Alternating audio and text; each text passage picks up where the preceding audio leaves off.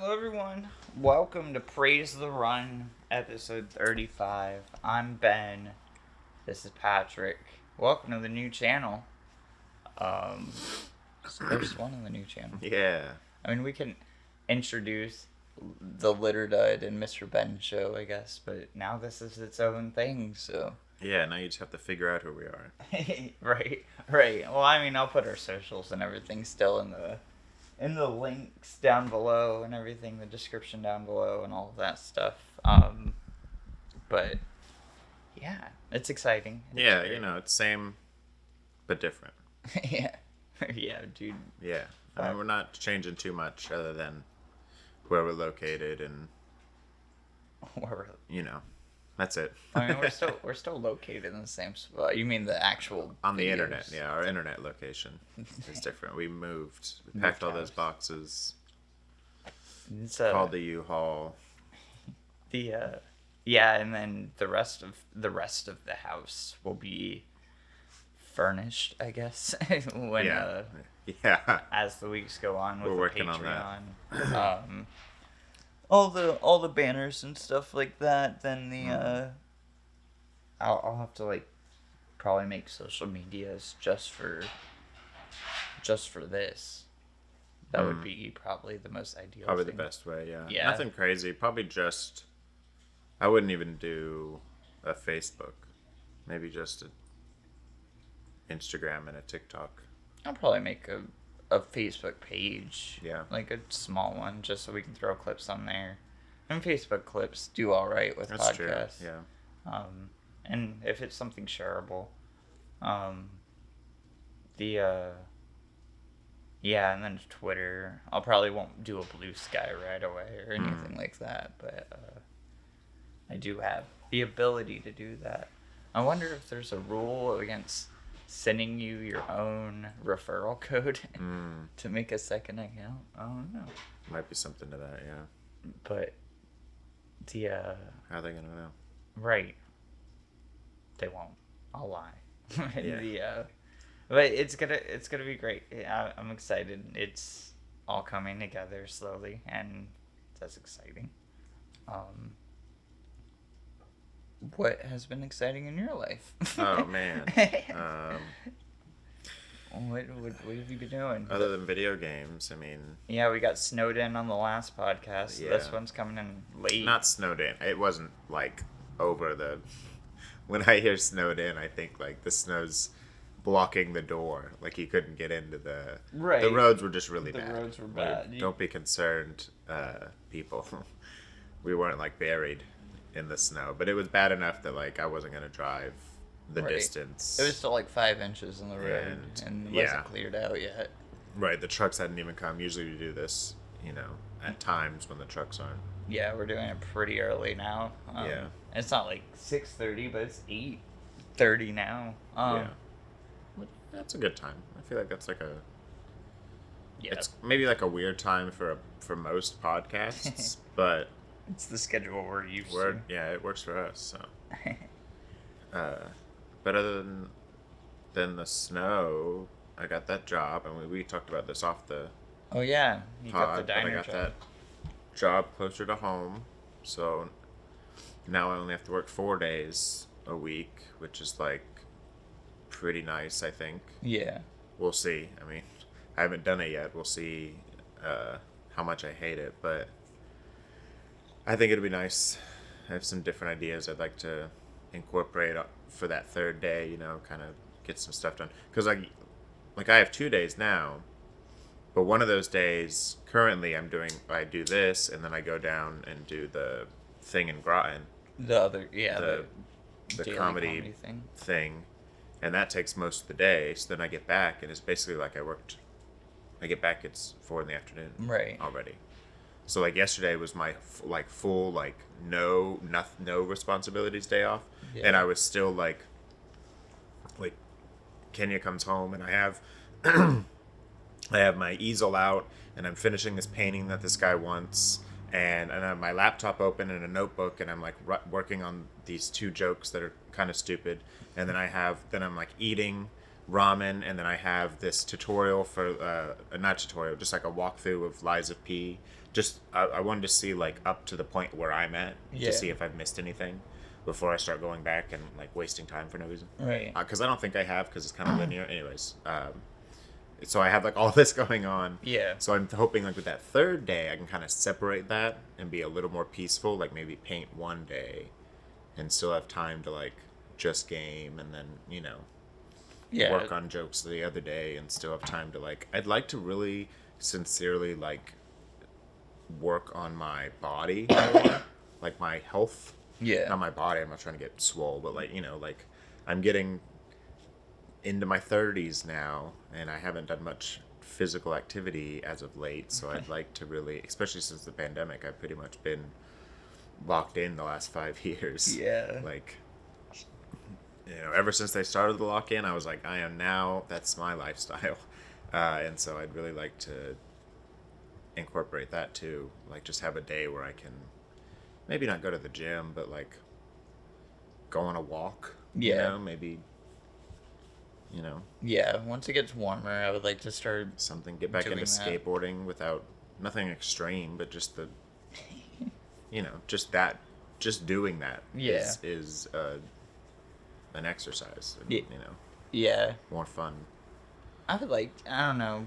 When Kyle started buying all of his skateboards, and he started skating in a bit, and I gave it a try. It's just everything around here sucks to skate, so it's like I don't enjoy it. Yeah, more or less I would just take my plan is to if I do end up getting a skateboard, to like take it when I go to comedy stuff, because I get there really early. Yeah. So I'll go in, check in, and then like skate around the town or whatever. You Right. know, it's just like a slightly faster way to see where you're at. Right, you're a longboarder too. Yeah, so I can Versus hit a couple blocks, get a good feel of the place. Yeah, I ride a popsicle stick, and all the cheese grated salt covered pavement. It's Yeah. so gnarly. Yeah, this is not a good time for it. Right, especially with like, I worry about the salt in my bearings and stuff like that. Like that stuff just eats away. But I feel you, and walking is definitely something I need to start doing a lot more. I mean, I stand when I'm at work. I'll be standing and stuff, but with the new job, I'm not like super active constantly. Yeah. Like, I'll stand to deal with a customer, and then there's a lot of downtime in between. And Yeah, with the casino job, when I worked at the casino, because this Wednesday is my last day. oh yeah, nice. But at the casino job, it's literally like over a mile. Like, they have like markers in the inner workings, like the employee hallways, of like Yeah. how long you've walked, because it's more than a mile in distance. Like, there's so many long ass hallways there. So like I was getting a pretty decent workout carrying big bins of food up and down these things and stuff. So Yeah. but now I'm gonna lose that. I'm gonna be working this diner where I'm gonna move like 3 feet left and right. Right. Pretty much the entirety of 6 to 8 hours. So I'm gonna lose a lot of that mobility that I'm used to. Right. And then on top of everything else I do is just sitting, unless I do comedy, and then that's just pacing a 3x3 stage. It's not. As long as you keep getting steps in, Yeah. like that's important. Like, just being moving. Like, even if you are in like a 3x3 area, if you're like constantly doing like circles and stuff, you're still being active. That's true. Yeah, it's definitely something I've been thinking about too. Especially, I've been eating so much junk food and Right. fast That's the other food. thing. And Yeah. yeah, it's been bad. I need to start cooking for myself again.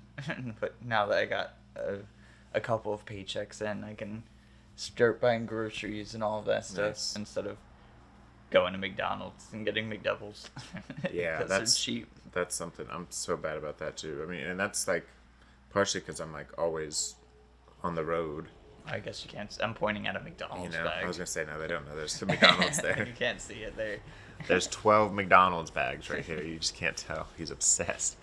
No, but yeah, I mean, because fast food is the only thing open late, or bar food. And I mean, that's equivalent pretty much. Right. I'm getting out of work at, I mean, not like super late, but it's 8:45, 9 o'clock by the time I Right. get out. You have to And- like meal prep for your when you get home, pretty much. Right. And Mondays, it looks like I'm doing doubles every Monday. So like yesterday, I worked 8:30 to 8:30. That's cool. Maybe you can do a 4-day work week. I want to. That would be nice. If I could do like just doubles. I don't know. Because that's pretty much why I'm doing 4 days. Because I'm doing 3 regular days, and then my 4th day is 12 hours or a Yeah. double, basically. So I mean, that's kind of what it sounds like you're doing. Yeah, I'm doing. Well, like Sunday we had a meeting, so I was only there for like 2 hours, and then I did 12 hours yesterday. I'm doing 8 hours today. I'm doing 12 hours tomorrow. Mm-hmm. And I then mean, if you can another hit 8 40 in hours. 4 days, I don't see a reason why you couldn't Right. clip it there. Unless, I mean, obviously, for the money, you'd want to go back. But like, if you want less days, I don't see why they wouldn't be able to. Yeah. Yeah, on Sunday, I think is the only day where 2 people work, but every other day we have 4 people working, and there's only 5 of us. So, Oh, weird. yeah, it's tricky. Might be tricky, yeah. Yeah, we were supposed to hire a 6th person, I guess, but at the beginning of the year they cut our head count for the store, so now we can only have 5 people working, and yeah, now we're all working doubles to make up for it, I guess. Wow. That's crazy. It's like I got hired into a shit show. I mean, I guess more money for you. Yeah, right, for sure. Yeah, and it's not like a super demanding job. Mm-hmm. I can just do my thing. Speaking of doing my thing, I played a little bit of Wolong. I think that's mostly the only thing I've been playing. I was talking about maybe giving it up the last time. I think I finally have put it down this time, but I put about another 20 hours in. Oh, wow. That's still a good chunk. Yeah, I'm at like level 44.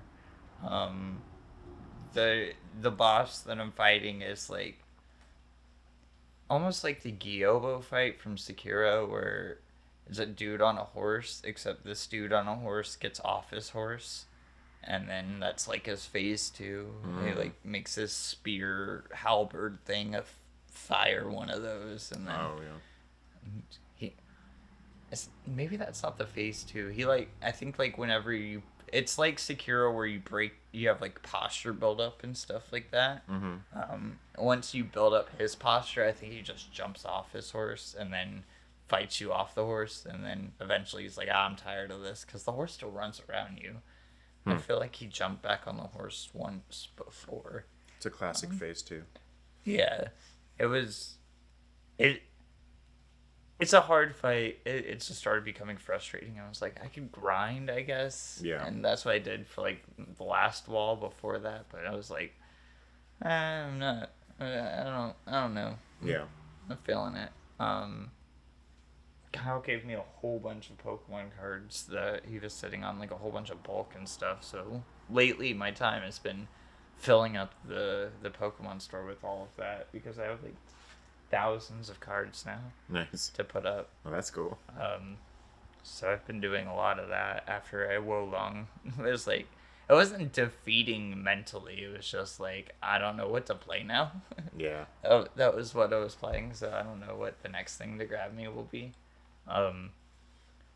But Prince of Persia did come out. I've been looking at that. People are saying it's really good. But it's a 2D platformer, and I'm not usually the audience for that. Right. Like Hollow Knight is like one of the exceptions, and a couple of others, but it's very few and far between. But I want to give it a try. Next week is Like a Dragon Infinite Wealth. I'm so excited for that. Right. That's like the next game I want to play. Yeah, I need to up my Game Pass so I can cloud stream it, because it's only on modern gen. Oh, really? Oh, Yeah. I guess that makes sense, yeah. Yeah. So the cloud version, up my Game Pass subscription. I think I just have like the base one, and you need the expensive one to do cloud games. Oh, really? Yeah. The Game Pass Ultimate. But yeah, I mean, nothing much for me. And Liza P, you haven't gotten any further? I got a little further. I like yeah, because yesterday I didn't really have anything to do. So I did get a little further yesterday. I just like the bad guys. The aren't really difficult. It's just all the platforming's the part that kind of beats me up more than the actual villains. Like I can get through most of the bosses and stuff in a few turns or whatever, but it's Yeah. like when I get to some of the platforming on top of like when they're like throwing stuff at you when you're trying to jump on shit. and, Right. like, There's that one. that takes up more time than any boss. Yeah. There's I one. thought. There's one area specifically that is bullshit like that, and it's only for that one building. But yeah, it's like you're climbing up this hotel that's broken down and shit, and there's like fucking water wheels everywhere and like little beams you have to walk across, and people are chucking shit at you, so you got to run across the beam. Yeah, I think that's where I was. Yeah. I think that might be where I am. Unless there's another part similar to that. No, that's the only part like that I remember. And that was one of the places that I was like, this sucks. Yeah. Because I'm fine with fighting shit, but it's like, I'm like, I don't know. When it comes to the platforming, I've always been really shitty at that. So Yeah, you're still pretty early though, because that's in the city. yeah, oh yeah. Yeah. I haven't gotten super far overall. Yeah, I'm still pretty early, but Nice. yeah, I finally got past that and went back and cleaned up some other stuff within that thing and Hell yeah. all that. Yeah, because I think there might be one side boss in the city. I think one of the masked characters are hidden down in one. They're called survivors. Yeah. And they're usually you fight a few through the game. They're all like you have to stumble upon them kind of thing, but one of them's just like in the basement of one of those buildings or whatever. Yeah, I know. I found at least one so far. So you probably found that one. They're not hard to find. Yeah, the game isn't nearly as impossible as Dark Souls. Not like impossible, but like I feel like there's certain things that Dark Souls does that like you really have to like just go above and beyond to find them, whereas like For sure. Lies of P is very like forgiving in that aspect. Like they want you to just kind of I feel like they want you to kind of find everything in the first couple times and like enjoy it, Right. Like it's not meant to like make you hate it. Right. I think it makes it very easy to like the survivors are one of the things that you can miss, but like any of the collectibles and stuff for like quests, it like pops up. Like as long as you talk to an NPC and it tells you, like it will I guess you can there's like 2 NPCs in the whole game that I remember being hidden through the map. And one of them's in the city. It's like a crying old lady in the window. And then another one is like I think it's just another dude in a animal mask. Oh. But I think that even that dude was like right in my face at one of the spawn points. But that old lady is like, you gotta find her doll or whatever, and then, yeah. Yeah, I remember that one. There's a puppet later that's like, bring me emotions, teach me emotions. Oh, that's so cool. every single time you get like a new emote. A new emote, you go and do that. Yeah, That's cool. but it tells you, hey, you learn an emote that you can teach the puppet. Oh, to right. Teach it to you. Yeah, and that's another like it's like, all right, you don't really have to remember Right. a ton of stuff. You can kind of Yeah, and that just play, and it'll be like, hey, don't forget. Right, and that puppet is like, he's broken down right next to one of the stargazers, and it's super easy. a couple of the records were weird. Where like I talked about that one that was like I left and then it was like you gotta go back and then now a door's open. Yeah, I wonder if that's like on purpose or if like. Yeah, I think I beat the boss and that opened that door. Oh, okay. So it kind of That's like why. forces you to re-explore type thing. Yeah, I wouldn't even say that because it was pretty easy to find it. Yeah. Because it was like, oh, you said it yourself. It's a pretty linear game. A lot of the big wide like things are just circles along the same path. So it was like, oh, I turned the corner and now I can hear that music. So I just got to follow that music for a second. And Right. that door's open now. Wasn't a huge deal. That's exciting. Can't wait for you to get further in that game. Like, see some of the cool shit. I think that game starts off very strong, but there's some really cool shit in it. It does. It just gets better every time I mean, it's a very exciting game. Every time I do something, I defeat something, I feel very, like, rewarded. Except for that one, like, super giant robot that's just, like, sludging around in the sludge in that first part. Right. Those are the Robot of the future or something. Yeah. It's like the first puppets. 10 stories or whatever. That was a waste of time because it just gives you like quartz. I mean, I guess quartz is useful for your pee organ or whatever, but like out of everything else all the other bosses give you, it's like, oh, cool. Yeah, quartz. I didn't do there's 4 of those fights. I didn't do those until way late.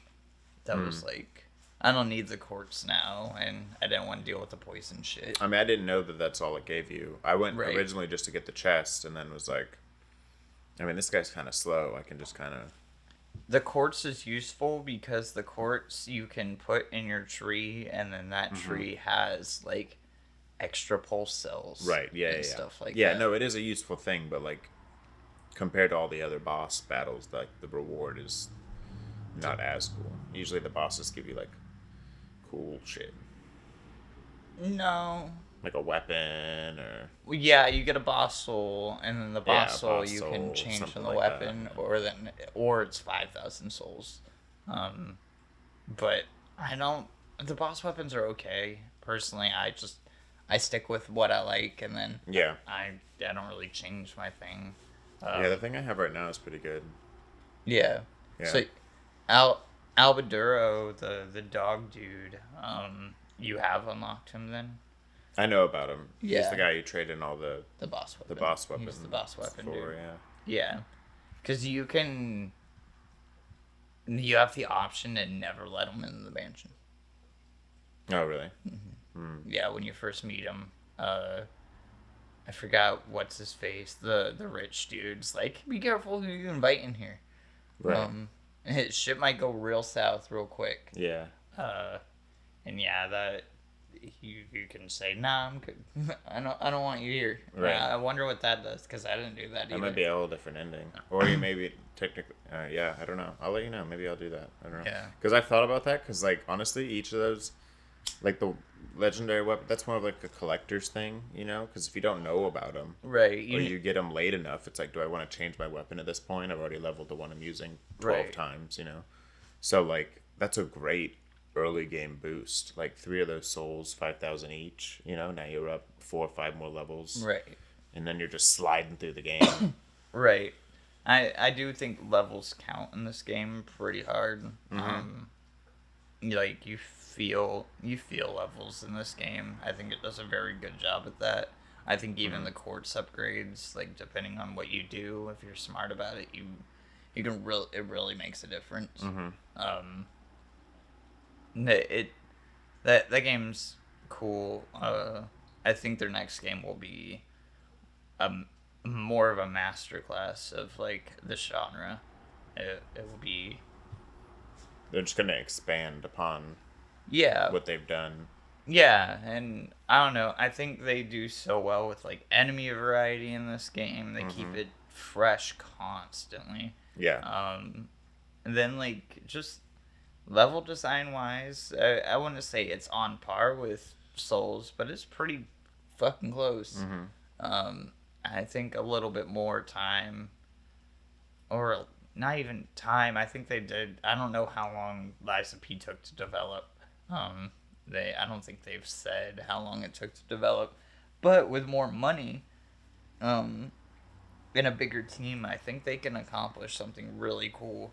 Not that Liza P is amazing. I think it is really cool. It's definitely probably one of my games of the year. Like, definitely top 3. I didn't play a lot of games this year. New games, that is. But, yeah. Yeah, I think that game, it's really cool. Yeah. It's really No, fucking like I cool. said, I've only had fun with it. Like when it's even when it gets kind of frustrating, it's still like in a fun way, you know? Right. It's not like, well, I mean, even with Wolong, like, it's frustrating in a fun way. It's a Souls game, so I do enjoy it. I just eventually, like, I get 10 deaths into a boss, and I'm done for the night because I've worked for, like, yesterday I worked 12 hours, so I was like, I don't know. It's a heavy video game night, or at all, Yeah. you know? I don't always play video games. The, but with Liza P, it was like, I just didn't want to put it down. I think I beat Liza P in like 3 days. It was cool. very fast. Yeah. Armored Core was pretty fast too. But I put some time into Liza P. Maybe I had those days off, and that's why. In Armored Core, I was definitely working through the whole time. Yeah. Yeah, what a cool game. Speaking of cool games, Xbox announced a bunch of games this week. Oh yeah. Oh yeah, because they had that thing. Yeah, I guess announced isn't the right word because they've already revealed all these games. But they showed off a bunch of games at the Xbox Direct. I'll just put it on as B-roll, but we got some deep dives into a few games. We saw Hellblade again. Nice. I don't think we need to see Hellblade again, but we learned No. a few important things with it. It's a shorter game. Yeah. It's gonna be probably about the same length, if not a little bit longer than the original, which is about 8 hours. Yeah. Everybody's thought this is gonna be like their answer to God of War. It still doesn't seem like that. It seems like this is very much a Ninja Theory ass game. Definitely very art house and very psychological. They said 8 hours. It's $50 rather than 70. And it's coming out May 21st of 2024. Finally got the date. Wow. Hellblade 2 was revealed in 2018. Wow. We have seen this game since 2018. That's crazy. So I am very much of like this. We don't need to see this anymore. Right. Yeah. So- Well, show me when it's time. Yeah. It seems like every single time Xbox shows up somewhere, we see something Hellblade related. Don't forget. Yeah. And it's like we can, but also we should because we don't know when this is coming out. Obsidian here showed off Avowed. We got a bigger deep dive into it. In my opinion, it doesn't look the best, but it looks like one of their games, you know? Yeah. Like Outer Worlds wasn't anything mind-blowing. Pentiment and Grounded, I think are phenomenal. Like, they're crazy, weird ideas and stuff like that, versus like this being an answer to Elder Scrolls. I don't know. How do you feel about? Do we need another Elder Scrolls? Not Do you really. think? I feel like we've had. It was a good. I feel like this genre is just like everyone's doing it now. We need like a new First-person fantasy. something. I don't know. We got to mix it up. Maybe get out of the woods Yeah. and stuff. You know. Yeah, this is set in the Pillars of Eternity universe. Yeah. So this is their own world already. Oh, weird. I don't know. We're only seeing this one area. We're not seeing a city or anything. That's true. Yeah. Which is weird. I think a lot of people. I see the comparison. A lot of people have compared this gameplay to like a VR game. Yeah. It does kind of look like that. Like, and with how stilted it is, like combat's very slow and stuff. Like, I think it'll play really well when you're in motion, but also I think it's gonna play like Skyrim. Yeah. And if you don't like Skyrim combat, I don't know. Right. And it kind of has that, like, almost like a Turok feel. Oh yeah, is that because of the dinosaurs? Yeah, probably a combination of the dinosaurs and just like The flintlock pistol. the way the hands are. It kind of looks like that has that like. Yeah. I don't know what it is. You can dual wield. That's cool. Wands. Pistol. Bow. A lot of the things they talk about in this trailer are like things that have been in games, and they're presenting it as new. Yeah, like the dual wands thing is interesting because in Skyrim you don't use wands; it just the magic comes out of your hands. But you can dual wield magic. Right. It's nothing. It just looks very like elementary. As far as like the way you're playing and everything, nothing looks like fun. Right. In this, I don't know. It looks basic. Yeah, very like this is something you'd give like your kid to introduce them to like that kind of game. Yeah. Like, oh, you want to play Skyrim? Play this first, and then. I mean, I would say Skyrim's pretty easy too. One of the interesting things they said about this game is that it's not so much as wide as it is dense. And they're like Outer Worlds, where it's an open world RPG, but rather than having 1,000 planets, you have 3 or 4 planets, and they're all dense. Just like filled with shit. A lot of backstories and and that's the Baldur's Gate approach too. Right. I think that's what they said they're going for here, and a first person space. Like, I don't know what is density in a first person space for like Baldur's Gate. Yeah, does that mean like are you still getting like hella variety and stuff as far as choices? I mean, they're not really showing you much optional dialogue in this, but right. Like, is there like a lot of storylines you can take or something? Is that what they mean? They do say that they're like, you can make choices and it'll affect the game later. But they didn't really elaborate much from that. Right. This guy's like sunken-in eyes are very terrifying. Yeah, he does. This whole character model doesn't look great. Yeah. I don't know. I think this game is gonna be like a solid 7 out of 10. It looks like early PlayStation 3 Final Fantasy kind of art. Yeah. Like that, like weird, like it's kind of clean but fuzzy at the same time, Yeah, for sure. And I've definitely played Pillars of Eternity at some point. It's been so long that I could remember. Like, I get Divinity and Pillars of Eternity mixed up in my head a lot. Oh, nice. Divinity is the Baldur's Gate people. Yeah. And Pillars is these people, but gameplay-wise, I get those mixed up quite a bit. Yeah, that's Avowed. I don't really have much to say about Avowed. It's coming to Game Pass. I think they said fall. Let me scrub ahead. Oh, they have this sick key art. This is probably the coolest thing they show. Oh, that is really cool, to be honest. Yeah. That's super sick. I wish the game looked like that. Right. Fall 2024. After that, we get our Hellblade thing. They talk about mocap and how excited they are and blah blah blah. Did you and hear then- about Hellblade? Yeah, all these are dev diaries, and I've said in the past I don't like dev diaries in Yeah. live shows before, but I think here it very much serves that purpose of like we're taking deep dives on these select games. Yeah.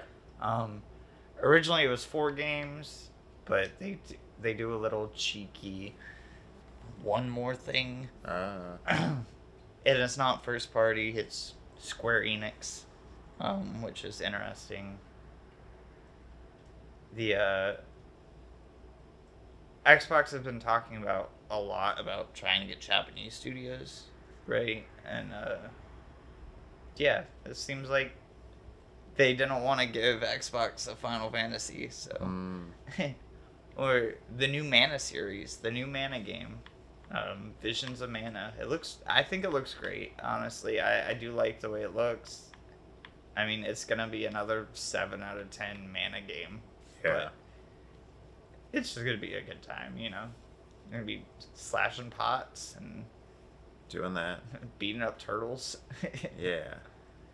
But it's an action RPG. Yeah, it's a party based. I think you can have up to 3 party members, Nice. or 3 people in the whole party. This is the first one since 2009.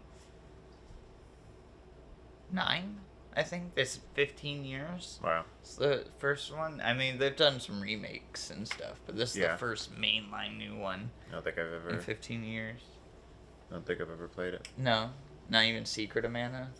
It's probably the biggest I don't one in think the so. series. And then Trials of Mana was remade recently. Well, there's 30 of these fuckers. There's 30 of them. I I mean, I find it hard.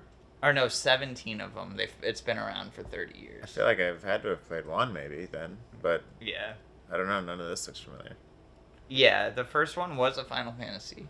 Oh. Yeah, this is a Final Fantasy spin-off. That Final Fantasy Adventure was the first one. Okay. It's like... Huh. I mean, these are cute. I love these things. Yeah, I was trying to think of another example with Square, but the example I came up with was Sega with a Persona. Persona is a spin-off series Yeah. of Shin Megami Tensei. It is very much more popular. Mana is not more popular than Final Fantasy, but Mana definitely has a fan base. Its own thing. That's Yeah. cool though. Yeah, it's been around long enough. Yeah, it looks great. I don't know. It looks jolly. Very clean. Yeah. Nice. Yeah, they're putting Very a smooth. big budget behind this game. Yeah. At least big budget in terms of a Mana series, not like Final Fantasy. But Does it get Yeah. like as like dark and epic as Final Fantasy, or does it stay like this kind of jolly? there's some darkness there. It's Yeah. definitely more Zelda than Okay. it is that kind of Final Fantasy. Final Fantasy is definitely a mixed bag as well, depending on which one. Yeah. There's no eco-terrorism in in Visions of Mana. Okay. Uh, That's good. yeah, you ride a big dog. Right. Yeah. But yeah, I don't know. It's exciting. It's summer. I think that's when they're planning on releasing this. Again, this is Square and not first party Xbox, so they said no Game Pass on this, but it's coming to PC, which is interesting. Japanese and PC. After that, we get a deep dive into Aura History Untold, which is a 4X strategy game made by ex-Civ devs. I was gonna say it Outside looks Games. very like Humankind or Civ esque. Yeah, so this studio, Oxide, made another game in 2016. They've been away from Civ for a while. Probably actually since Civ 5. came out. Oh wow, she's a fucking. We've been working on other games. This is not first party either, but it's first party published. Like, they don't own the studio yet. I think they will own the studio. Yeah. No, he said, that's Dan. We started in his basement, and some guy came in and interrupted the shot. Oh, nice. He was like, oh, sorry. I forgot what I was gonna say. Yeah, they don't own the studio, but they are funding this. It's not coming to console, it's coming to PC Game Pass as of now. Oh. Yeah, those games are very difficult to play on a system, though, to be honest. Like, I tried playing Humankind on Xbox, and I mean, they made it somewhat. It's just not. I just prefer it on the computer. Yeah, I mean, I wonder how the Switch port of Civ plays, because you have the touch screen. I can't. Yeah, but like late game Civ, I can't imagine on a Switch. Like There's so much. Systems. Like even on the computer. Yeah. It takes a minute between turns sometimes, like, once you get really late game. Yeah. I can't imagine. That's another reason why I prefer it on the computer, because even on the Xbox, it's just, eventually you get to a certain turn where every player has to do, 12 things, and it's like, God forbid you go to war, and now you have, a whole bounty of ships to manage and stuff. Right. There's a lot. There seems to be a lot of cool things that they're doing here that are very much unique into this game. That's cool. So I'll probably send you a link after this to have you watch on your own. But like a lot of like, let's say you have sugar farmers over here and wheat farmers over here. Well, now you can unlock bakeries, stuff like that. So it's like, so there's like more strategy into, you're not just building for mechs. And then we advance into mechs. That's honestly like, just a little tease. You kind of have to, I mean, we all ask the question at the end of every Civ game, like, it usually ends with, space exploration. I mean, I think the newest Civ, or maybe it was Humankind, one of the two, maybe both, had like you can upgrade your tanks to mechs, but that's like so late game that by then you've probably already won. Well, there's like the Civ in space, right? Yeah, that's true. That, I guess that is like where you have to take it then, but then you have to learn like all new resources and stuff like that. And then it's like all futuristic shit. So they're all, you start making up like world wonders and stuff like that, and different leaders. So that was one thing they did touch on, is like, hey, leaders aren't always political powered war figures. Like some of them are doctors, some of them are artists, some of them. So like choosing leaders is very important in this. Some of them are just meager little puppets that aren't actually running anything. They talked about leaders and stuff like that, with like having a totally new identity to them. That's cool. Usually they are very like they're all like noble up, powerhouses. I wonder how deep the leader system goes. Like, can you have like you have your war figures, right? But can you also have like, oh, I have a town over here and that one has a mayor now. Yeah, it'd be really cool if just anyone could rise up in the ranks, like within your thing, like city skylines, like just a random just click on a person and be like, you, and then this guy's like, I feel like I could do it. That would be interesting. That'd be cool. That'd be super super sick. And there's super micromanagey though. That's like the other thing, is the more in depth you make it, is the more micromanage. Yeah. So then it takes like an hour to do a turn because you're, working at the poles and making sure your bakery's not on fire. Yeah. You can do a pacifist run where you're just selling people cakes. That would be cool. Bartering with cakes. This tabletop version interested me more than anything in the game.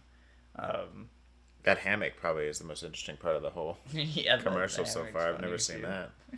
Under the desk hammock? Under someone's desk. Gotta tell Kyle about that. Well, I think she was working at the desk earlier, and then some other dude was in the hammock. And now she's in the hammock under her desk. That's crazy. That's funny. That's a strong desk. Yeah, right? We were talking about how when they were building the game, cougars were everywhere. And that game comes out, I don't know, was it summer? It looks neat. I don't have a PC. Fall 2024.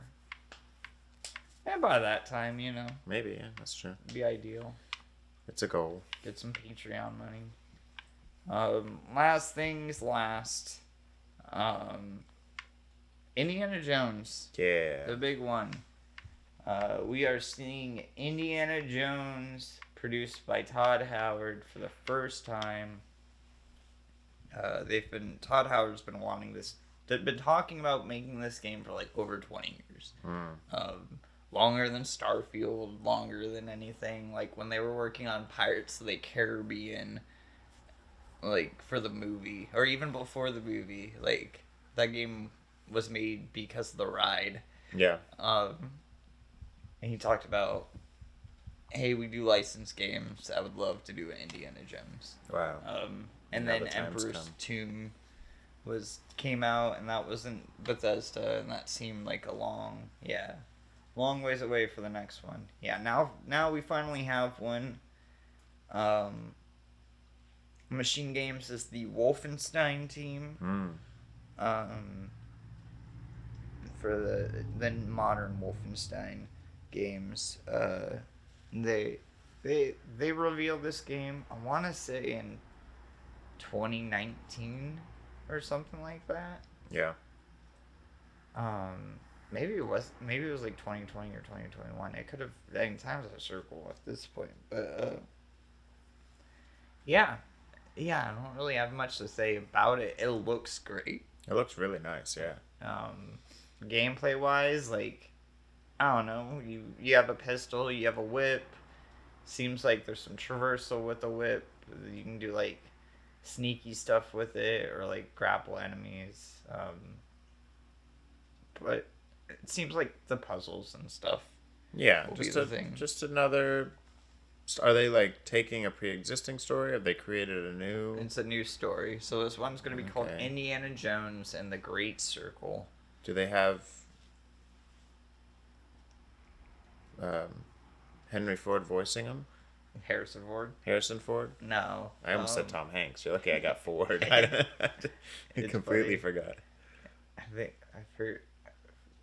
I was talking to, it must have been Kyle about this as well, and I mentioned Tom Hanks and Woody, and how Tom Hanks' brother does all of the voice acting for Tom Hanks outside of the movies. A lot of the extra stuff. So like Kingdom Hearts Woody is Tom Hanks' brother, and not Tom Hanks. That's crazy. I mean, they sound, it's... Yeah. His brothers talked about it. He's like, yeah, if I want to sound like Tom, I just gotta like get angry for a second. Nice. That's cool. Yeah. It's Troy Baker. Oh, I don't know who that is. Troy Baker? I mean, you do, but you probably don't know his face. Patrick's not like super into the video game. I also really don't know names, so... Troy Baker is like literally the most famous video games voice actor. Oh, nice. And plays everyone. Oh, is he that one guy? And he's that we saw on Joel from The Last podcast. of Us. I feel like we've seen a picture of him. He was in part of him before. Yeah, he's been. I used to watch. He was on Play, Watch, Listen, which like the watch part of Play, Watch, Listen, Mm. which was a podcast about video game development and stuff like Word. that. I'm sure I've seen him. I mean, his name sounded familiar, but it wasn't someone like. I was expecting you to say someone like Harrison Ford, Right. but not just a voice actor. Now they got Which is weird though, because like, why? If it's a Lucasfilm game, I mean, it wouldn't be hard to get. to get Harrison Ford in a if it's booth. tied to Lucas. I don't think you know I don't know. Harrison Ford. I don't. I've never met him, but I feel like he's pretty dedicated to this role. But It's- he's like 89. No, he's not that old. He's old, He dude. ju- yeah, but they just put out another movie. Right, he his was last- in his mid-80s. I don't know, man. I just feel like if it was literally like he is the face, there is yet to be another Indiana Jones yet because he's still alive. You know, He's 81. 20, 30 years from now, maybe we'll have a new remaking of Indiana Jones with a new face. They kind of tried to do that with Shia LaBeouf and that failed. But We're never getting another Indiana Jones movie again. oh yeah, 30 Um, years from now, we'll have what's his name who's playing Spider-Man. Yeah.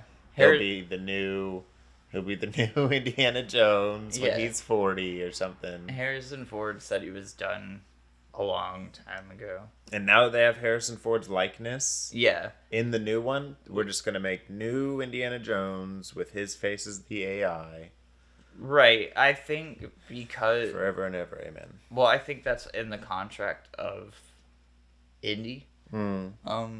Is that it's Harrison Ford. Soon enough, it'll his be likeness. Indiana Jones in space. You know. Well, that's not. Yeah, that's not that far away. Did they not go to space already? Well, the newest one, well, not the newest one, but the one with Shia LaBeouf had aliens. Right. It finally left like the realm of ancient civilizations and went straight to Time travel aliens. is the. That's the newest one. I think. Oh, is Dial of Destiny time travel? Yeah. Oh. Yeah, because they went back and visited Socrates. No, the guy who invented the compass. No. Yeah, I don't know. I don't know. Some guy. One of those guys. Socrates sounds right. I haven't seen Dial of Destiny because I don't like Kingdom. I don't like Crystal Skull, and Dial of Destiny seemed like it was on par with that rather than the last. Yeah, I Crusade. feel like Dial of Destiny was pretty much like, we got another one. We're squeezing this down. Right. Guess what? We got more Nazis. Yeah. Did you know Harrison Ford hated Nazis? Or not Harrison Ford. I mean, he probably does too, but like, did you know Indiana Jones hated Nazis? Let me remind you for the 6th time. That is the big villain of these games. We're getting a lot of Nazis. It's Except the only thing they they're can tie not- it to. there is no swastikas or anything.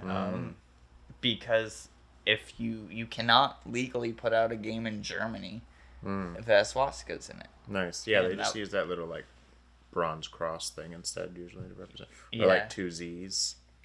There's other symbols. The eagle. The eagle. The eagle carrying the cross, usually. That kind of thing. I think all of these dudes are brandishing that steel eagle. Nice. Um, Yeah, they have other ways to represent, even if they just use the colors. right. The colors are bold enough sometimes to get the point across. Get a couple guys with a mustache just right here. Yeah, Solid. That's there all is you a lot of that. And there was a lot of guys with small mustaches and like That's all you need. fucking the green version of a Krispy Kreme hat. Yeah. Yeah. But that's like his main, that's always been that's like the other thing. I was like, okay, what's Indiana Jones? Oh, more Nazis. Okay. Yeah. Like it's not like, I wonder if it's not necessarily time travel, but like a fast travel kind of thing, because it's called the Great Circle, right? And the whole idea behind this Great Circle is that every single one of the world's landmarks, right, like the Sphinx and the pyramids, so I guess those aren't close together, right? Those yeah, are they're like that. neighbors. I don't think so. I think the pyramids of Giza and the Sphinx are like a few thousand miles apart, right? I'm not. No, I thought they were like you visit them in the same day type thing. How Like you can see far one from the other. is the Sphinx They're both in Egypt. I mean, from Egypt's pretty big, the I guess, but pyramids?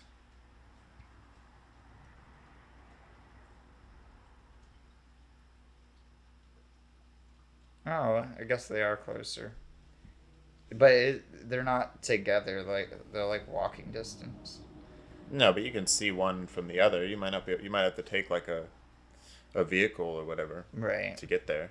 Oh, so I guess not that, but But different The- things like that. right, the Statue of Liberty. pyramids, the Statue of Liberty, Niagara Falls. I don't know what other world wonders or statues, whatever. But they all connect some way, I guess. Oh right. Is the idea. They make a giant circle. So Oh, I wonder if okay. it's supposed to be like some teleportation kind of thing. That would be interesting. Um, Yeah, I thought they were gonna do it like one of those like infinite loop things. So Maybe. by the end of the game, you're at the beginning again somehow or something. It I don't could know. be. That would be sick.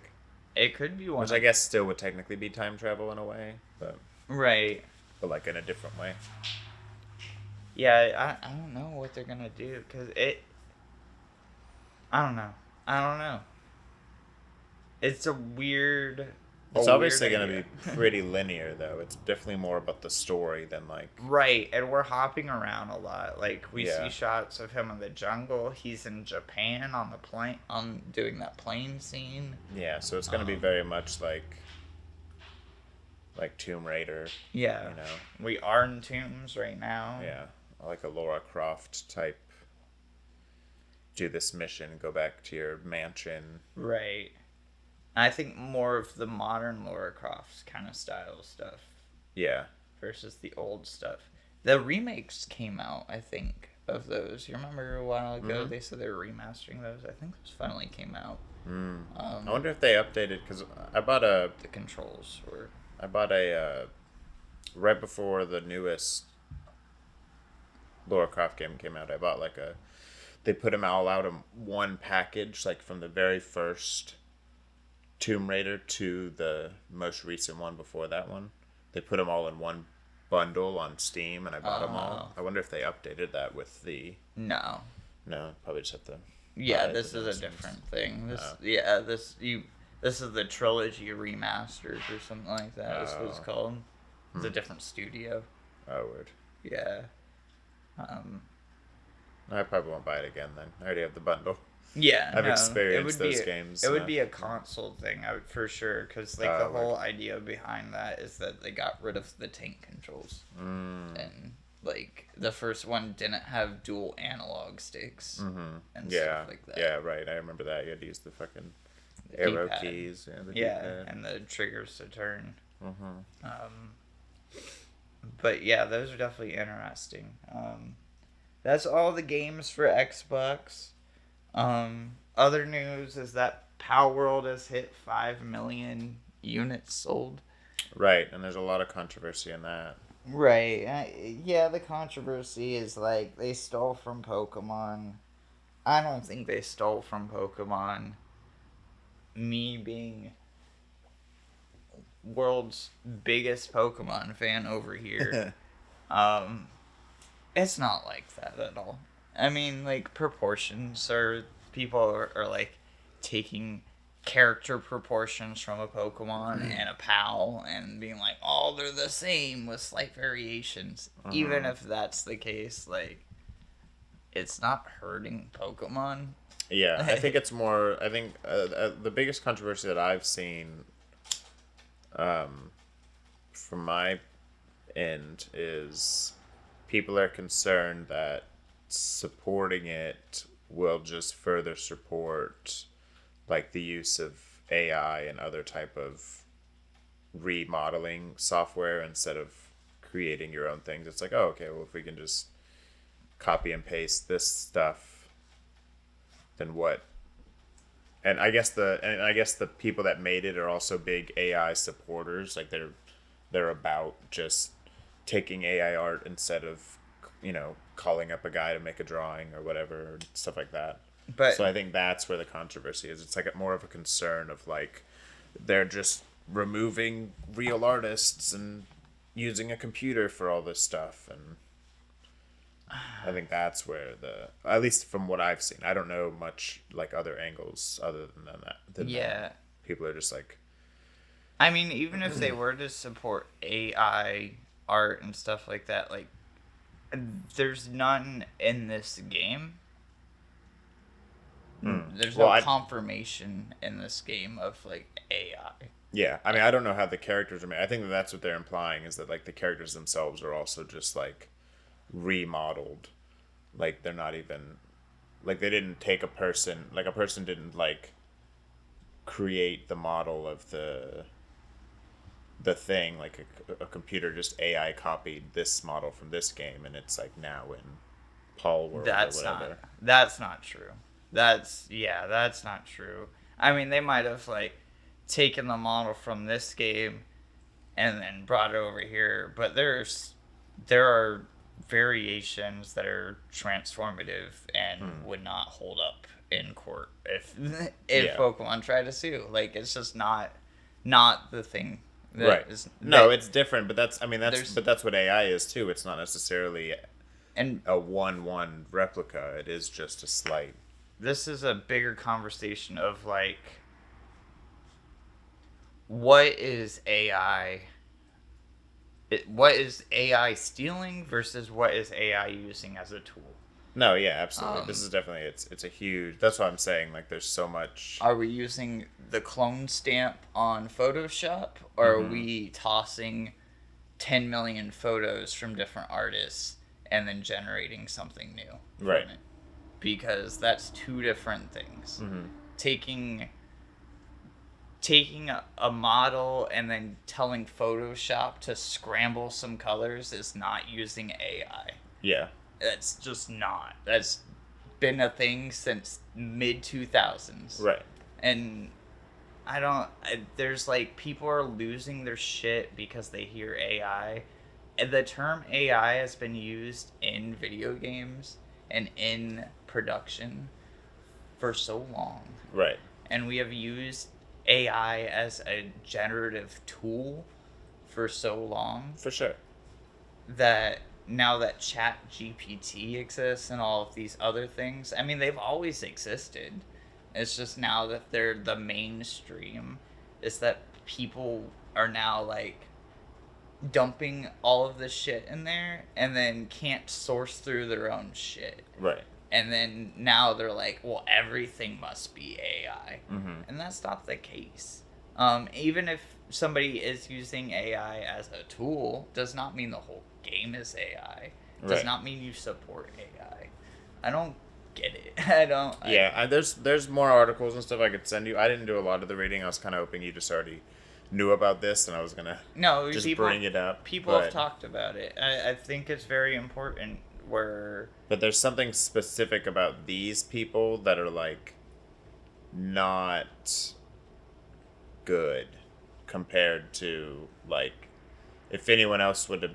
It's not necessarily the game itself. I think it's the people behind the game that people are concerned about. Again, I didn't read the whole thing. I was kind of hoping it was just known enough that you'd be able to tag me behind it. But I'll read more about it and show it to you, because there's something about it that's like. It's doing too good, but, like, I think I don't know. People are just scared. Like, honestly, people are just fucking. People are bitches. Yeah, but I don't think it's about that. I think it's the people themselves that made the game aren't good people, and that it's like we're supporting these people that we shouldn't be because they're not good. I think is what it is. It's like there's it being good people, okay, separating the art from the artist and all that stuff. Yes, I get that. It was just the Hogwarts thing. That's right. That's more about That's a different thing. It being AI versus a tool versus it being they're just, make me green monkey with AK-47. Yeah. You know, that's a totally different thing. Right. And that's where people are losing the thread. And I don't get why people are just jumping on it. Because Foam Stars, on the other hand, just said they came out with, hey, we have album cover art for every single one of our songs, and some of them are AI generated because we wanted to dabble. You wanted to dabble with AI? Yeah. See, that's weird too. That's weird because that's just album art. Right. That is something that you can pay an artist That for. and that takes no time. Right. Yeah. Right. That you can literally, there's an app where you can take a photo and it creates an album for you. And that's an AI generative tool. Right. But you're still taking the photo. Like, I think that's where people are losing it. Right. Where like, hey, AI can add something, that's a different thing. Versus AI, I'm feeding it into an algorithm and it's creating an amalgamation of all these things is a totally different thing. Yeah. And passing it off as my own art would be different. Versus like, I take my drawing that's black and white and I use color fill kind of thing. Right. And it's just, I don't know. The Foam Stars thing is the thing to get mad at. Yeah. I mean, I didn't know about that. I personally have no opinion on PALWORLD because it's just Pokemon with guns. Right. And I don't have an opinion about Pokemon. The game's getting good reviews, so But I'll try it out. I've seen the game. Yeah, the game itself has been getting good reviews, but I've also seen like a lot of.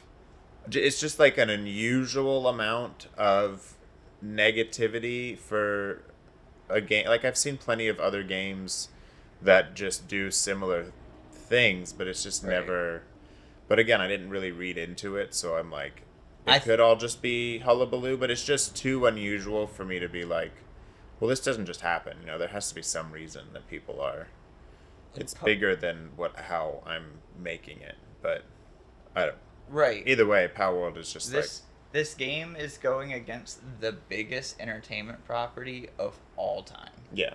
Like, yeah. Pokemon is a $100 billion company, and PALWORLD is an indie team of like 10 people. And it blowing up the way it has is because maybe Pokemon should be scared. Yeah, maybe. It's just also because like while the game was coming out and stuff, I feel like it was all positive. Right. Like I heard nothing but exciting news. Like, oh hell yeah, we're gonna get Pokemon with guns. And take that, Pokemon. The whole time that the game was being announced and stuff, like people still thought it was fake. Right. Like, yeah, because that's how like silly it was, and now suddenly it's out. But then like something else came out of the closet with the game that created like I don't know if that's weird true though. This weird like opinion for some people. All that information would have been out there already. Maybe. And I think people are just fucking dragging. I've just never seen anyone like so anti a game. Like, even Harry Potter, people were like, oh, but I can play it. It's not.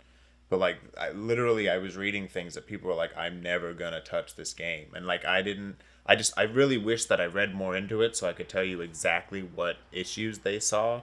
But there were literally people that are like, I'm never going to play this game.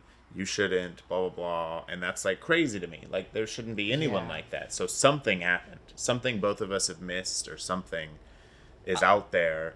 That's haunting people. You know what I mean? Yeah. Because we both have like different news venues, and both of them are very biased. Like, you know, as far as like what we read necessarily. So I don't know. I try not to. I mean, with the video game stuff, I read everything. Yeah. And I listen to everything.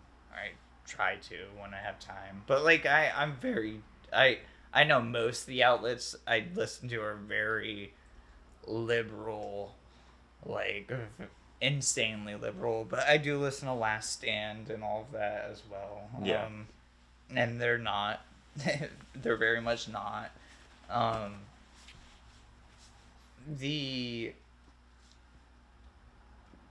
the main news story is that, hey, some proportions of these character models are the same as Pokemon, and it looks like, hey, maybe they used like some generative tool to help color it differently. Yeah. And help move some patterns around, but it's still transformative. Mm-hmm. The other side of it is that, hey, this game is selling 5 million copies and Pokemon's quiet. Right. Pokemon's not saying anything because they don't have a leg to stand on. Right. Yeah, that's the other thing that's really weird. And I it's think like, people are getting defensive.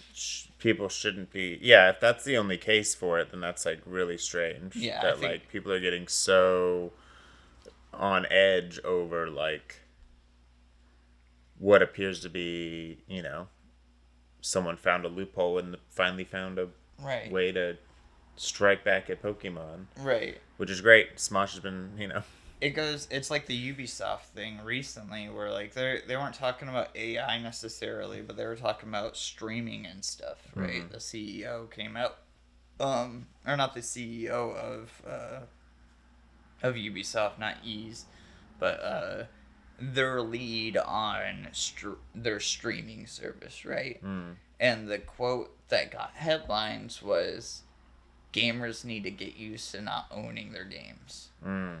The quote in context was, hey, streaming services, they're still at its infancy in gaming, and until gamers get used to not owning their games so often, like Netflix, like music, there will be more streaming services and more opportunity for people to go to different platforms.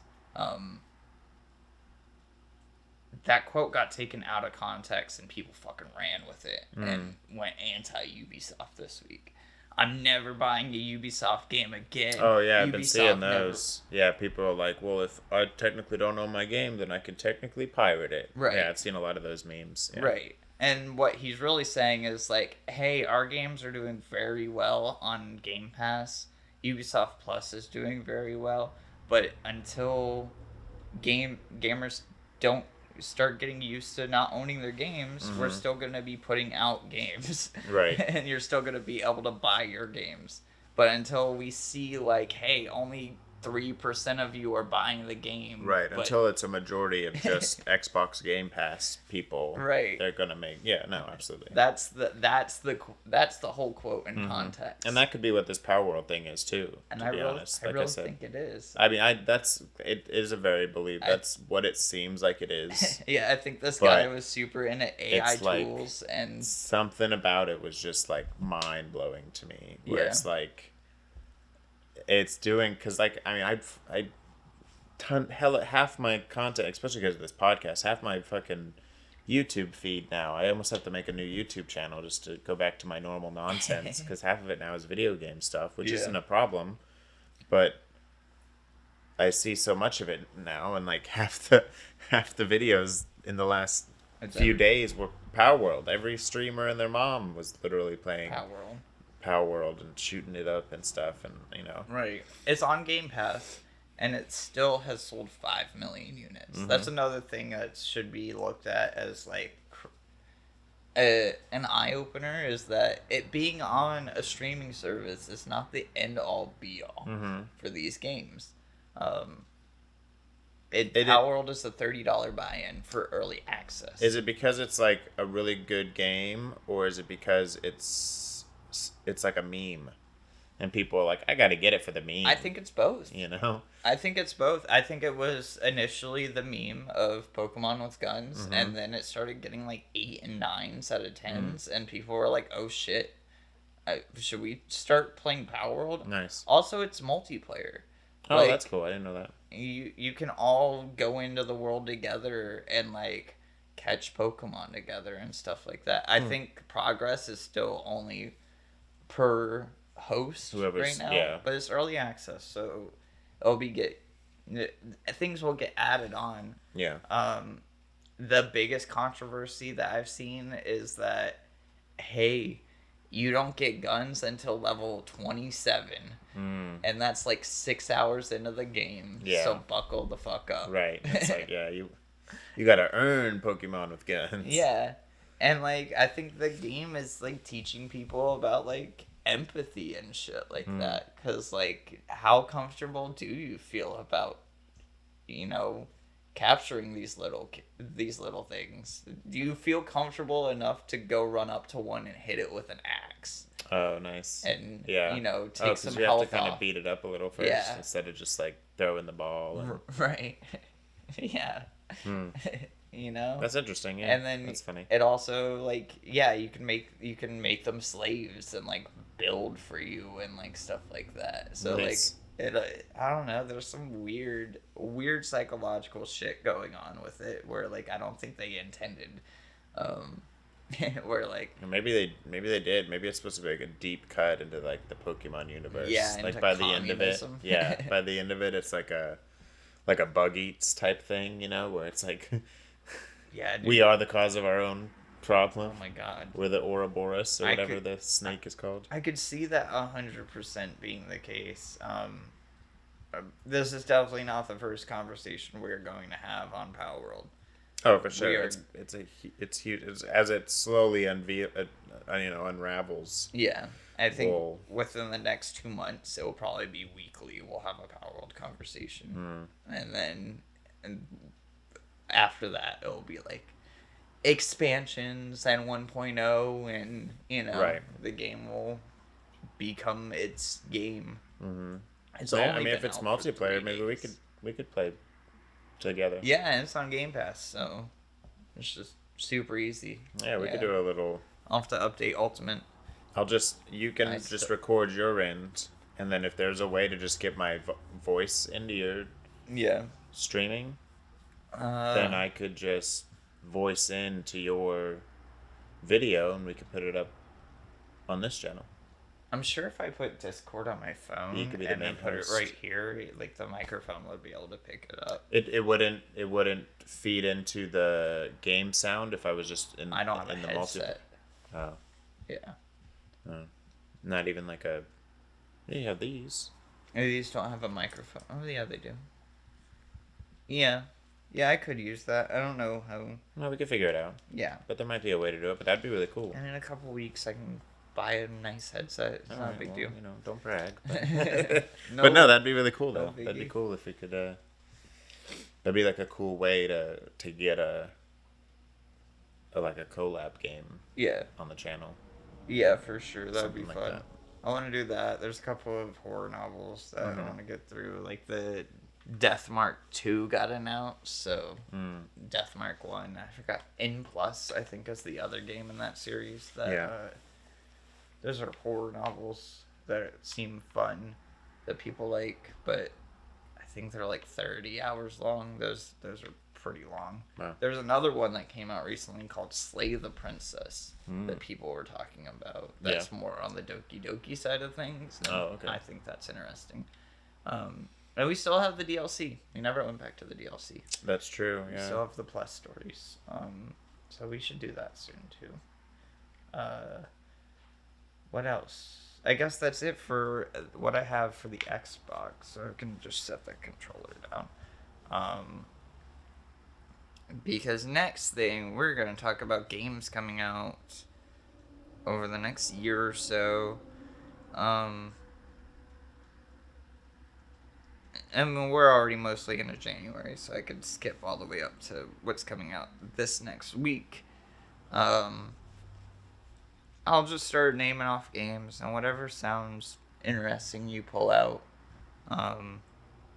We got Apollo Justice, the Ace Attorney trilogy. Nice. The remakes of all three of those. I think we didn't get those games. I think that's the other character. What's his name? You were playing through those games recently, right? Yeah. Edgeworth.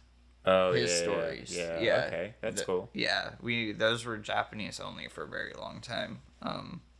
We got Hidden Through Time 2, Myths and Magic. Never heard of that. I'm gonna skip ports, but for instance, Hitman Blood Money Reprisal is a port of Blood Money on Switch, which is cool. That game's like 9 years old, 10 years old. Probably even longer than that. Shit, dude. 15. Like a Dragon, Infinite Wealth is the first big one. Very excited for that. Yeah. So the reason why I guess I should open this up a little bit more is we're talking about games that are coming out in the year because one, we're excited for games, but next week we will be doing a fantasy critic draft of video games of 2024. If you don't know what fantasy critic is basically the video games equivalent of fantasy football, where you draft your list of games. We're going to start off with probably about 5 games of 20.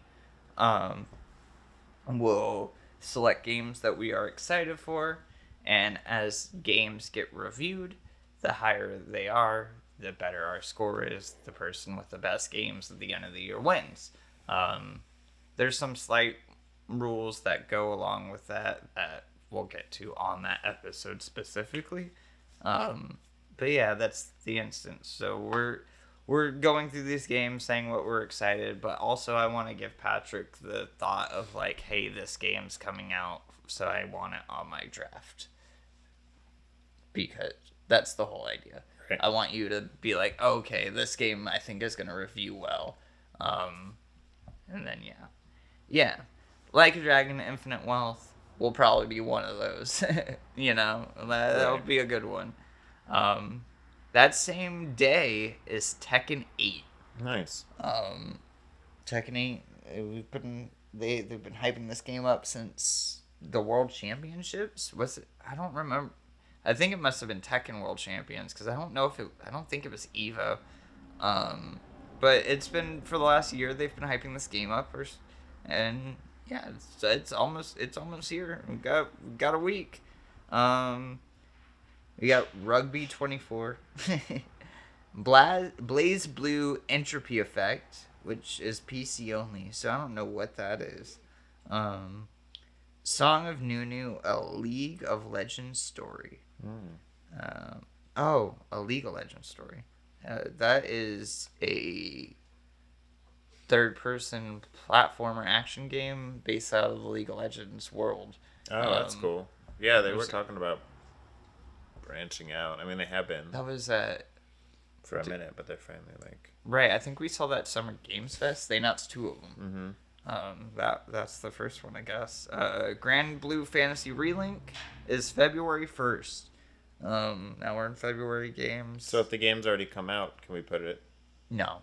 So we probably will miss the Infinite Dragon one then.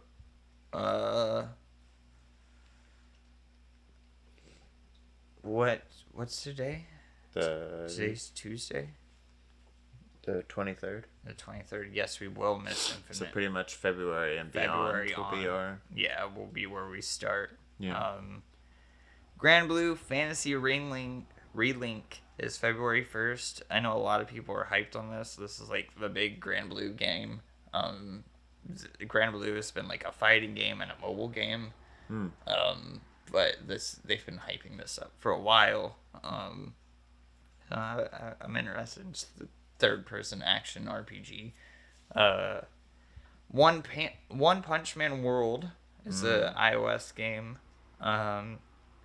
Jujutsu Kaisen Curse Clash. We're getting a lot of anime on. Anime-esque, yeah. Yeah, getting a lot of anime, but to cap it all off with the anime-ness, we got Persona 3 Reload. Oh, right. That's a big one right there. That game's gonna review well. That's a good looking game. That game rules.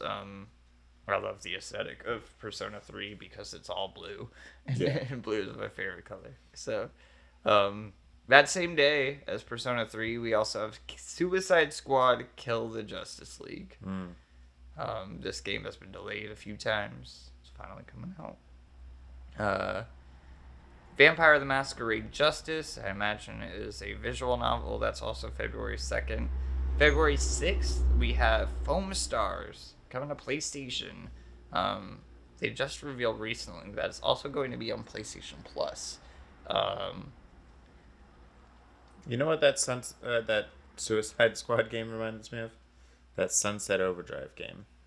Yeah. It's very like, it looks like it's a very kind of smallerish map, but like you're just constant mobility game until you reach the Well, it's like it is certain bosses or whatever. It is an open world metropolis, but like I feel like I don't know. It seems like they're gonna like lock down areas like that. Right, that's what I mean. Like very much like you'll like it's not necessarily right. You'll unlock in advance as you go, but you'll Right. probably stay in those spots Yeah. as you progress. Like sure you can go back and do things, but Right, but it's also 4-player co-op.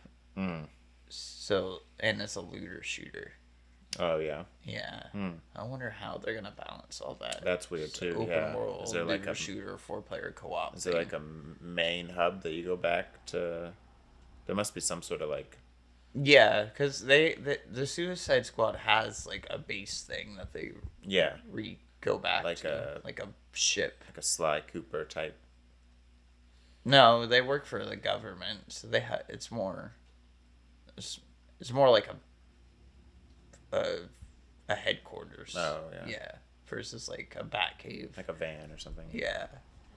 Huh. Yeah, that'd be interesting. Anyway, sorry. That was No, just, you're cool. I just thought of I was thinking about how the commercials are finally like Coming they're out finally for it. showing gameplay and stuff, and it looks very just like There's so much gameplay for it's a it. very man. flashy, bright game. They did like an hour deep dive of that game like a month ago. Because it's been in closed betas for a while. Oh, word. People have had hands-on previews for a bit. 2 days later, PlayStation has an exclusive.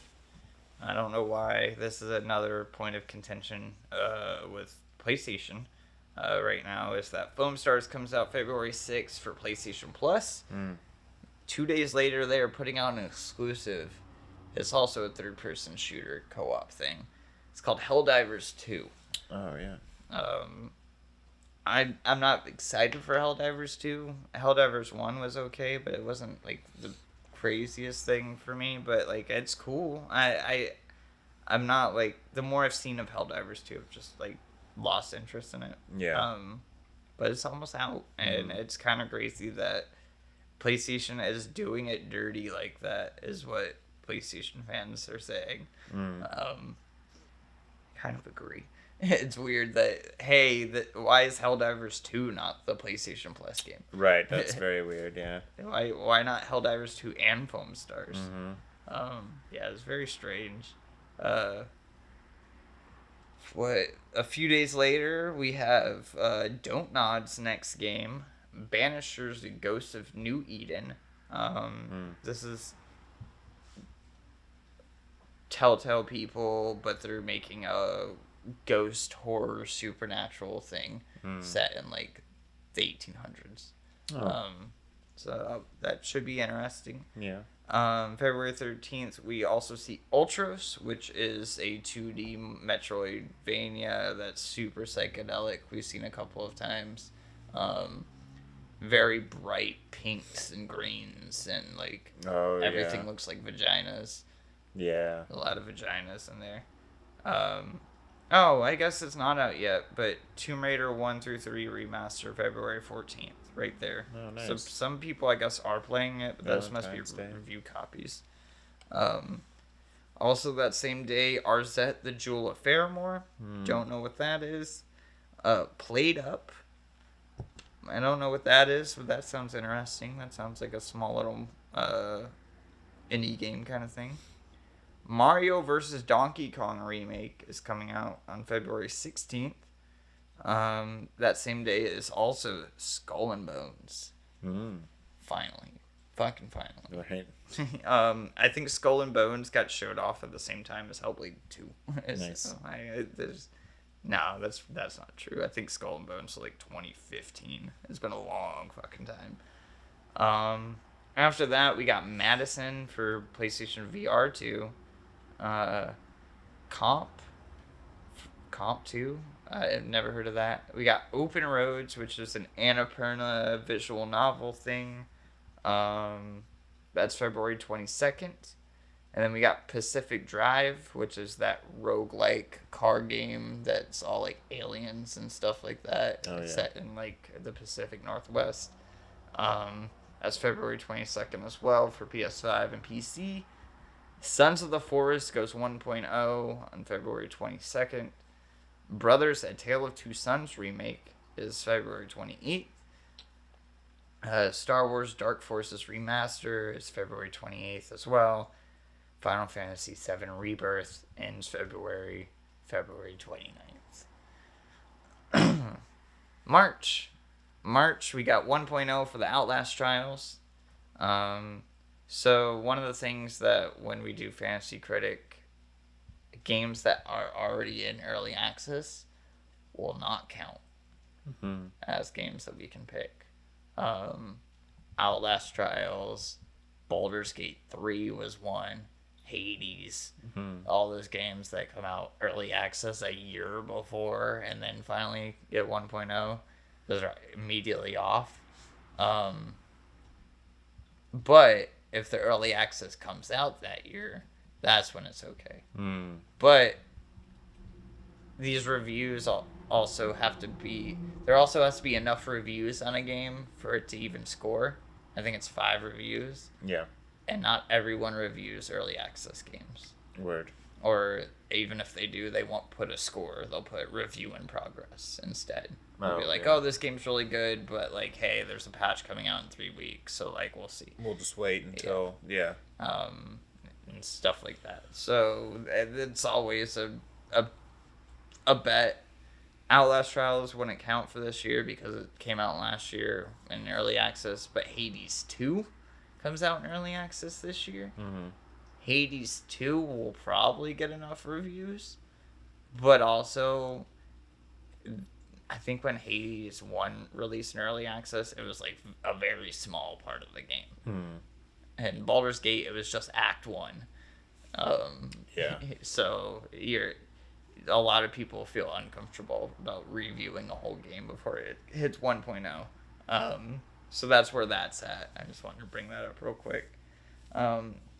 As Dusk Falls comes to PlayStation. Oh, I guess that's a port because that was on Xbox before. Homeworld 3, a game Gearbox has been talking forever, that comes to PC on March 8th. Unicorn Overlord is the next Vanilla Soft game. That comes out March 8th as well. That is a turn-based RPG thing that they make some cool games. Then we got WWE 2K24, March 8th. Outcast: A New Beginning, March 15th. Alone in the Dark 2024 comes out March 20th. Dragon's Dogma 2, March 22nd. Princess Peach Showtime, March 22nd. Rise of the Ronin, March 22nd. Wow, that's a busy day. That's a big day. We have Team Ninja's next game, the Wolong and Neo. Their next game, Rise of the Ronin. Princess Peach. And Dragon's Dogma 2, a sequel in the making for well over a decade. That's a big day. March 25th, we got Acolyte of the Altar, Bulwark Falconeer Chronicles. That's the 26th is the Falconeer Chronicles. And the 26th, we also got Prison Architect 2 and South Park Snow Day. Oh, yeah. That's the end of March. April starts April 16th is the first game we have for April right now. With Europa on PC. We got the Yuden Chronicles 100 Heroes on April 23rd. That's a Suikoden-like game. It's made by old Suikoden people. Suikoden's so cool, man. Yeah? There's like 132 people you can have in your party. Wow. And stuff. It's like an old school RPG, but like very ahead of his time. That's cool. And Yuden Chronicles is going to be another one. They're also remaking Suikoden. Okay. They're like, hey, you guys they kickstarted the Yuden Chronicles. I think this isn't the main one, but this is like a smaller story thing, and then they're building a big one as well. Yeah. But also in the midst of that, fuck, fucking Square. I think it's Square. Um, maybe it's Konami. But they were like, yeah, you did well enough. Why don't you just make the original 3? I think for us as well. Yeah, why not? Yeah, that's cool though. Yeah, it's really. That cool. sounds neat. I like that variety. Yeah, That's nice. Yeah, it'll be interesting for sure. I'm people seem really high on Uden Chronicle, so I'm excited. I hope it's good. Um, we got April 23rd as well is Tales of Kenzera Zhao. Never heard of that game. The Saga Emerald Beyond. It's been a long time since I've seen a Saga game. Sandland, April 26th. That is the Kiro Toriyami. That's his name, right? The Dragon Ball dude. I probably fucked that name up completely, but the Dragon Ball dude made a different series called Sandland back in the day. I think it's just one graphic novel, like one big book. Oh wow. And then they did like an anime on it. Now they're finally making like an open world game. I think I remember us watching stuff on it. And Right. us talking. This sounds very familiar with the Dragon Ball guy. I think that was Games Fest as well. I don't remember what I think that part was, of like, Games Fest, but Pretty hype on that. Like I maybe won't get it right away, but it looks really good. Yeah. It looks good for sure. It could be a Game Pass game. I don't know. That seems like it could be. Yeah. We got Braid Anniversary Edition 4 days later on April 30th. That's another game where that game was really cool back in the day, and then a guy says some weird shit on Twitter, and then you're like, I don't know, maybe your Gamergate feelings are weird. Yeah. We only got one game confirmed for May right now, and that's Senua's Saga's Hellblade 2. June 4th, Destiny 2, The Final Shape, the last piece of story for the Destiny 2 arc that they've been building for the last 10 years. Wow. We got one game for July. It's just a port of Ace Combat 7 right now. August, we have Black Myth Wukong for August 20th slated. Another developer going through a bunch of shit right now. Yeah. There's a bunch of sexual harassment stuff coming out of the studio, a bunch of toxic shit coming out of the studio. It sucks. That does suck, It really yeah. sucks. I'm excited for the game. I just hope everybody who so works good. on the game just it looks so good that also like it's almost too good to be true kind of thing. Yeah. Like it blows my mind every time I see it, but I just want it to feel good, you know?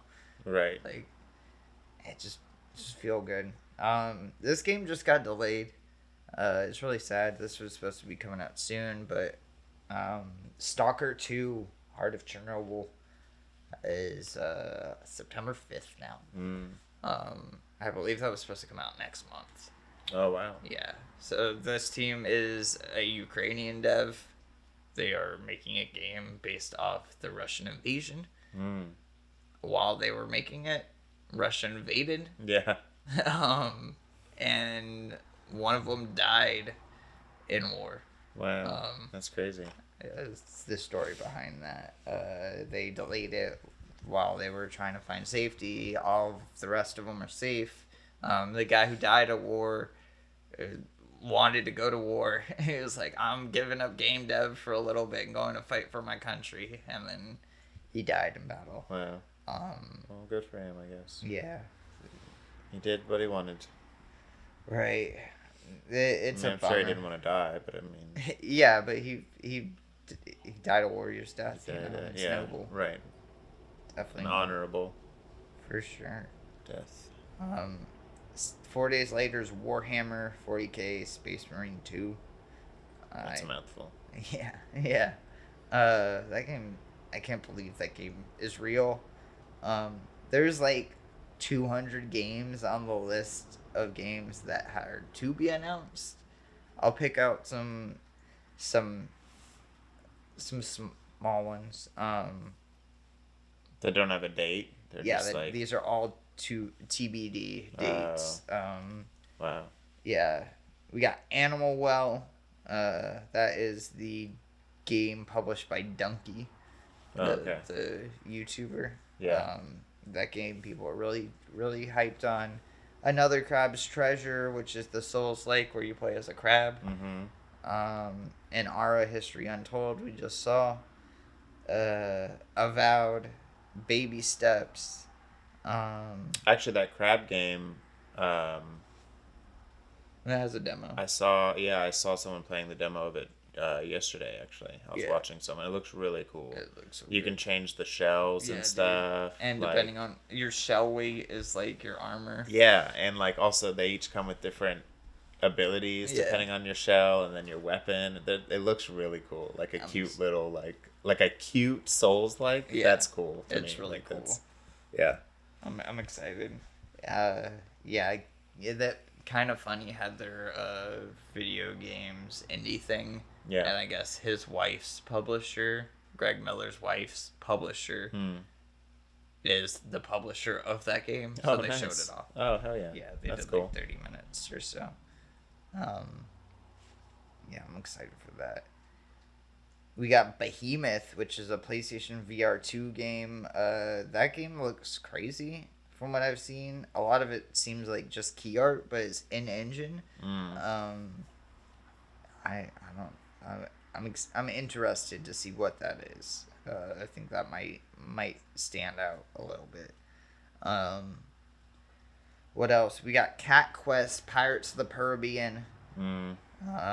That's coming to everything, including PS4 and Xbox One. The Cat Quest games are great. They're always on sale on Steam. I think they're all on Game Pass, or they were all on Game Pass. They're just turn-based RPGs. Like, it's Dragon Quest, but cats. Oh, okay. Yeah. And everything's just a cat pun. Yeah. Nice. That's cool. That's cute. They're really cool. There's 4 of them now. This is the 4th one. Are they all different themes? They're not like tied together or both? Yeah. Okay. Yeah, they're all... I think they're all pirate themed. Oh, okay. Yeah, I think so. You got that Clock Tower remake I'm really excited for. That's coming from Limited Run. Concord, which is the PlayStation exclusive. We still don't know a lot about that. It was like a teaser of like we were in a spaceship. That was when they announced all their live service games. That was this one of the space ones. What else? Deca Police. Think that's I forgot who's making that. A lot of people were into that. Fuck, dude, there's so much shit. Final Fantasy 14, Dawn Trail's coming out. That's the big Final Fantasy 14 expansion that actually had a showcase recently. They announced a couple of new jobs and stuff like that. A new class called a Pictomancer. Which is like a painter magician thing. That's cool. Yeah. Flintlock, The Siege of Dawn is another Souls-like where you have like the blink ability from Dishonored. Yeah, it was really cool. What else?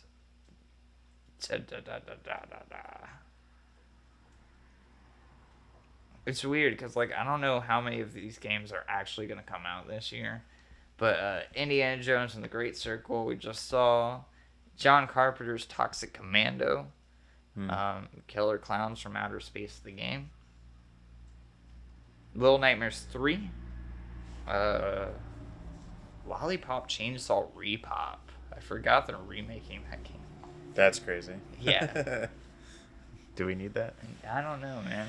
But speaking of remakes, Metal Gear Solid Delta Snake Eater. Nice. Then we got Metaphor ReFantazio, Microsoft Flight Simulator 2024. That's probably a good one to pick up.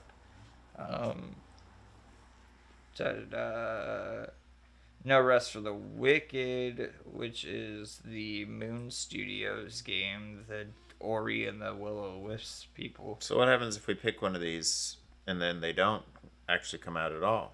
Which is a 0? So Our score. Yeah. So game not coming out will be a 0. Okay.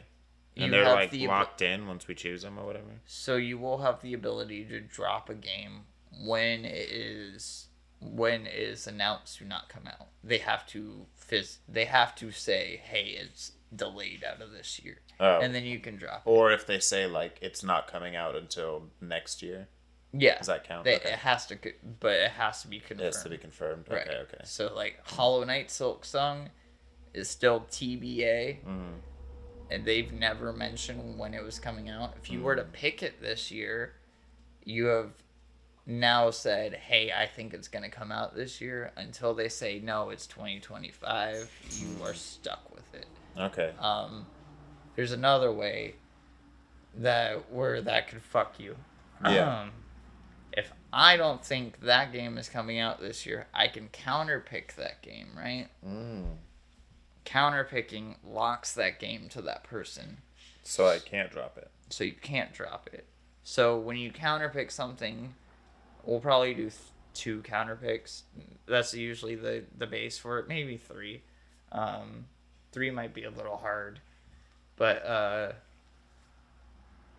you either want to counterpick a game that is going to review badly or not going to come out at all. Okay. Because a game that comes out and reviews well that you counterpick are points against you. Oh, okay. So every point that would be good gets minus from your score as well. Like, let's say, I don't know, SpongeBob SquarePants, right? 76 on Metacritic. You counterpick that game. Anything that scores above a 70 is good. So I get 6 points, and now you're out 6 points. And I lose 6 points. Oh. But if it do I have to do any? Yes, you have to counterpick. Oh. Yes, you will lose points if you counter. Oh, you just lose points if you don't? Yeah. That's like a lose. I think it's like 20 points. It's a big. Wow. Yeah. No, it's not a lose-lose because it could be like, oh, well, That's true. I pick Suicide Squad, right? There's a lot of gambling involved in this. Well, yeah, it's fantasy sports. I guess. It's my first time participating in any sort of it'll be drafting. It'll be the first year. It will be a test run, and the next year we'll. Even when I play football games, I just let it auto draft. I don't even. Yeah. I don't even do that in. Well, video games, games. Review scores, you can kind of extrapolate now. Yeah. You're like, That's okay, true. well, I'm not saying it's not like super difficult, but there is some gambling involved. For sure. So like Suicide Squad, that's a one where people have played it. I'm like, hey, it's kind of fun. Mm-hmm. But everybody else in the world's like really down on it. That game could be like a 65 or an 85. Yeah. If I choose that, what are you gonna take the bet that it's the 65? Or are you gonna go with 85? You know? Right. Yeah. Like there is that gambling, but like if you think the game's not gonna come out, it's probably not gonna come out, you know? That's where you're probably the safest. Yeah. If it were to come out though, that's the big deal. Of like if I pick Hollow Knight and it comes out and it's a fucking 90 something, and then you counterpicked it, that's a huge drop, right? Or if you were to pick like I don't know, Persona 3 or something like that. Well, how many points would I get if it just doesn't come out? 0. Oh, so I don't get any points, but I also don't lose any points. Right. Oh. Right, which is the safe bet. Yeah, I guess that's cool. Right. Then I lose a spot. But you'd also not. But I guess So you'd lose a spot. So when you drop a game, you can put a new game in a spot. Mm-hmm. So if you counterpick that game, it's locked in. So I can't switch it with something now. Automatically less points for you no matter. Right. And right now we know one game that's coming out in May. Mm-hmm. Right. in a couple of weeks, PlayStation's gonna have their new event. Nintendo, like, games are gonna start filling in. Right. What about if it's not even on that list that you just read? Oh, I'd use that as like that's Game Informer. But I can just say whatever then. Right. I mean, reasonably. I'm not gonna. Right. So like. Make up a game. What if I just made up a game title we've never heard of, and then a lot of that happens. That does happen. So like, that'd be so crazy. Unannounced 3D Mario game is in there. Oh, right? okay. Because such a right. It's Switch 2 is rumored to be coming thing. out. Yeah. The Mario team is obviously working on another 3D Mario. So unannounced 3D Mario game. It's a safe bet. Yeah. It's Zelda, unannounced Zelda title. Oh, you don't even have to say the title. You can just say like, well, yeah, just what you said. Yeah. Right. If something is rumored, if there's some scuttlebutt around it, it's probably already in the database. Yeah. Tony Hawk's Pro Skater 3+4 remake. That game is nowhere announced. Probably never being worked on, but it's in the database because it was a thing at one point. Right. You know? Interesting. Yeah, sounds fun. I'm very not competitive, but I'll still do it. It doesn't have to be competitive. It's just something you'll have to keep an eye on. Yeah. Because, like, though, it just being us two, we're probably not going to be, like, bidding like crazy or anything like that. And that's where the game competitive side starts coming in, where, like, there's a game gets announced. Indiana Jones, for instance, comes out, and there's 4 of us, and we all want it, and now we all got to start throwing money at it, and we don't know how much money each of us are throwing at it. Right. We're secretly like trying to outbid each other, and then Saturday comes around is when they cash in on everything, and whoever put the most money towards that game wins that game. What is this money aspect? How does that work? So we get $100 budget, and then we'll be able to spend play it. money? Yeah. Like Monopoly? Yeah. It'll make more sense once we start doing all this stuff. Yeah. Yeah. I want to end this show because I have to poop so That's bad. fine. Yeah, I got to start driving to Groton soon, too. I got to do that other thing, so it's probably... I'm sorry. No, you're good. It's probably... I mean, it's been almost 2 hours, I think. Yeah, definitely. I'm sorry, guys. I need a shit so badly. It just hit me. I was like, I could talk about video games all day, but Yeah. If you want to continue on, like, a voice chat, I'll put, like, your camera right here, and we can... No, nobody needs to hear what goes on in there. Oh, goodness. All right, well, that's fine then. Yeah, it's probably a good time anyways. They get the gist, right? We're doing a draft. Yeah. Do one for yourself. Join us. We'll go over it again in the next episode. And this year, joining us, I mean, the league is only going to be us two, but like... But again, I mean, like, play along. Like, do your own draft, right. And then, tell us what you chose. For sure. How your draft is doing, Yeah, definitely. If I can do it, you can do it, is what I'm saying. Like, it's not... Definitely. I'm figuring it out. One of the things of setting up our new community and stuff like that, a Discord will be being made this year, and then next year... That's another thing I gotta figure out. We can have all that. I have a Discord, and I've tried to join other people's Discords, but, like, other than basic chat... Yeah. It's way over the top for me. Like, there's so many sub-channels and stuff, and I'm like, why do you need all this? It's too... It's for organization. Yeah, like, and you'd think I'd love it. Conversation-wise. I guess, like, you just really have to know what you're getting into. Yeah, it all depends on the community. Usually, like, it'll be like, oh, here's a general chat, and then, like, oh, the fucking... the Xbox Direct. We're going to have a separate channel just for the Xbox Direct conversation for today, kind of thing. Like, yeah, some people just get very micromanagey with their channels, and it's just like 20 sub chats about like the nichest things, and I'm like, right. I can't. It's too much to follow, I feel it. But if it is my own, it'd be a little easier because I'd be in control of like, of what we do. We'd have more...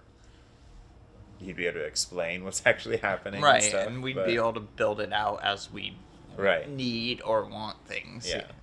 Which is Yeah, so then you can jump on that and tell us you can send us a photo shot of your draft and yeah. Yeah, well, not yet. That I still have to make all that. But that will be a thing in the future for sure. Like I said, I really got to shit, so I'm gonna end it here. It's been fun, guys. It's been real. We'll see you guys in a few days. Or actually, now that we're recording it on Tuesday, we'll see you next Tuesday. Peace out, Club Scout. see ya. Bye. Ta